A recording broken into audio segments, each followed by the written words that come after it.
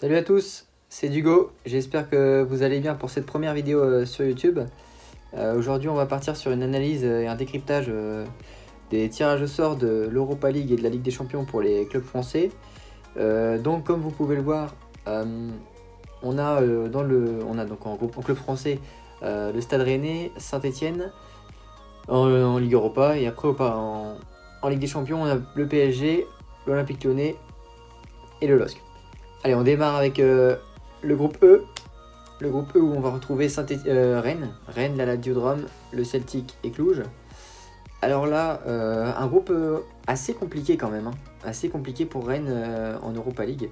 Je sais pas ce que vous en pensez. Dites-moi en commentaire, mais moi je trouve que ça doit être le groupe de la mort en Europa League, je pense. Et de ce groupe de la mort, je vois Cluj.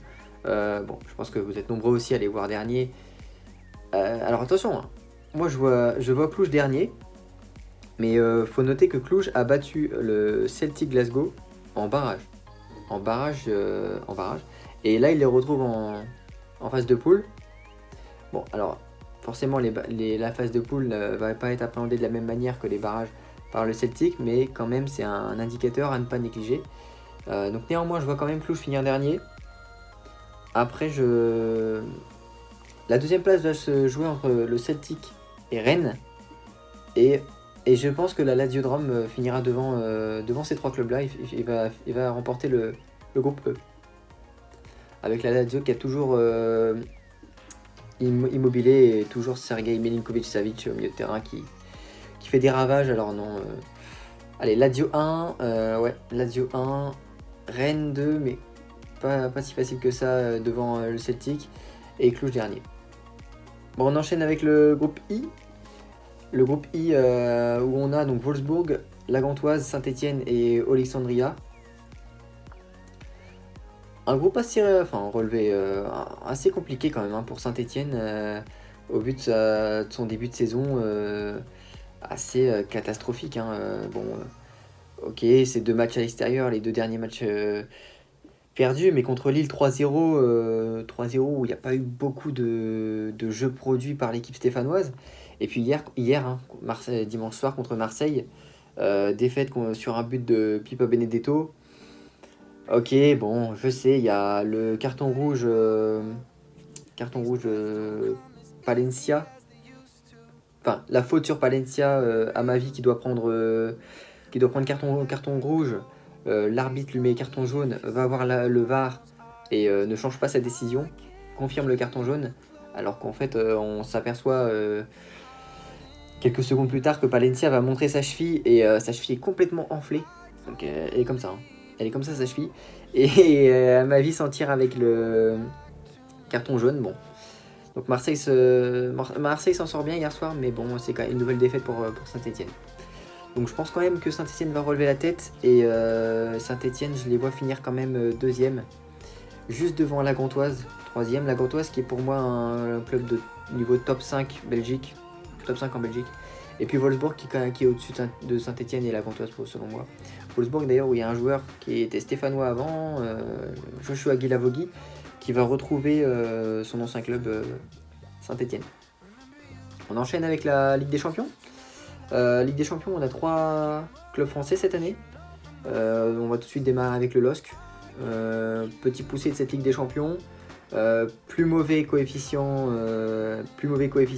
européen de cette année, qui aura fort à faire contre l'Ajax, Chelsea et Valence. Là, c'est un groupe assez compliqué, mine de rien. C'est un groupe, on pourrait croire que le LOSC est largement derrière, mais je suis pas persuadé.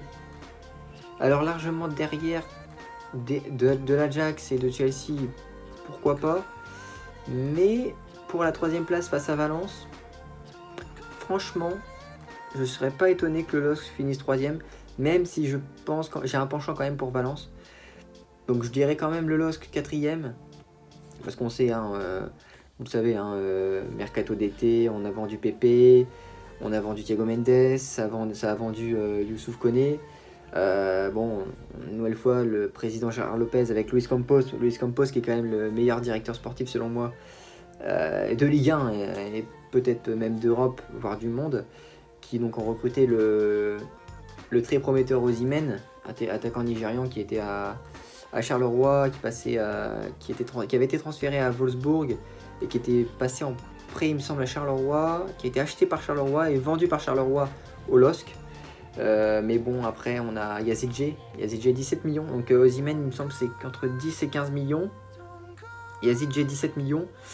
Yazidje qui a fait un match pour le moins catastrophique contre le Stade de Reims, où il a pris un carton rouge assez tôt après en seconde période et le LOSC s'est incliné 2-0. Ouais, ça va être compliqué. Ça va être compliqué pour le LOSC et pour Valence. Mais je vois quand même le LOSC finir 4ème, Valence 3ème. Et Ajax-Chelsea, pardon. Ajax qui a perdu Frenkie de Jong mercato et Mathis de Ligt, qui ont récupéré Martinez au milieu de terrain. Et voilà, après maintenant il y a Joris Veltman qui joue en défense centrale. Mais non, je vois quand même Chelsea premier et l'Ajax deuxième, mais pareil. En fait, selon moi, ça va être très serré entre les deux premières places, entre Chelsea et l'Ajax, et ça va être très serré pour la troisième place entre le LOSC et Valence. Allez, on passe au groupe G. Groupe G où on a Benfica, donc l'Olympique Lyonnais, le Red Bull Leipzig et le Zénith Saint-Pétersbourg. Bon, bah, on va pas se mentir, hein, c'est le groupe entre guillemets le plus faible, si on peut parler de faiblesse hein, en Ligue des Champions, soyons sérieux, mais bon. C'est quand même champion du Portugal, champion de Russie, 3ème de Ligue 1, 3ème bon, avec une saison exceptionnelle du LOSC, et Red Bull Leipzig qui est un club dont je suis extrêmement fan et que j'aime beaucoup suivre parce que c'est une équipe qui joue bien au ballon. Mais bon, et là d'ailleurs, dans ce groupe-ci, Red Bull Leipzig chapeau 4, mais moi je les vois finir premier. Moi je les vois finir premier parce qu'ils ont réussi à garder Timo Werner, qui est un attaquant exceptionnel, une rapidité, un toucher de balle, une finition exceptionnelle franchement, et qui a signé jusqu'en 2023. Avec en plus souvent il joue en fait Leipzig joue à deux en attaque avec Youssouf Poulsen, qui est un attaquant danois qui est très très fort également. Donc je vois Leipzig premier. Alors pareil, en deuxième position, ça va se jouer entre l'Olympique Lyonnais et Benfica, ça va être serré. Pas dit que Lyon finisse deuxième, mais je pense quand même que Lyon va finir deuxième, mais c'est pas dit d'avance. Et dernier, je vois Zénith. Malgré le recrutement de Malcolm pour près de 40 millions au FC Barcelone, je vois le Zénith finir dernier. Du coup, dernier match, dernière poule plutôt de cette Champions League concernant les Français. C'est le Paris Saint-Germain. Donc le Paris Saint-Germain qui était chapeau 2, qui est tombé avec Bruges, Galatasaray et le Real Madrid. Bon, c'est une poule où les Parisiens devraient s'en sortir sans trop de soucis. Hein. Pour rappel, Bruges a perdu son meilleur attaquant, là, Wesley, qui est parti à Aston Villa en Angleterre. Et Galatasaray, aux dernières infos, ils vont perdre potentiellement Mbaye Diagne, l'attaquant sénégalais qui avait marqué beaucoup de buts l'an dernier. Il y a toujours Belhanda hein, à Galatasaray, Belhanda, Feghouli, il y a Emre Mor aussi qui est revenu de près du Celta Vigo. Mais bon, non, je pense que comme tout le monde, hein, là ça va pas être très original, mais je pense que la première place va jouer entre le Paris Saint-Germain et le Real Madrid. Alors après, au jeu des calendriers, il y a un avantage pour le Real Madrid, parce qu'il faut savoir que Neymar, qui va rester au Paris Saint-Germain, sera absent les 3 premiers matchs. Et il s'avère que, bon bah forcément, 3 premiers matchs, il y a 4 équipes dans le groupe. Donc le Paris Saint-Germain va sans doute potentiellement perdre la première confrontation entre les deux équipes. Et donc ce qui signifierait que si la logique est respectée et que le Real arrive à faire un match nul au retour contre le PSG, eh bien, le Real finira premier, le Paris Saint-Germain deuxième. Du coup voilà, je pense que ouais, le Real va quand même finir premier. Malgré que, encore une fois, hein, leur saison, les matchs de préparation c'était assez catastrophique. Là, le début de saison, pareil, un match nul à domicile contre Valladolid, un match nul à l'extérieur hier soir contre Villarreal.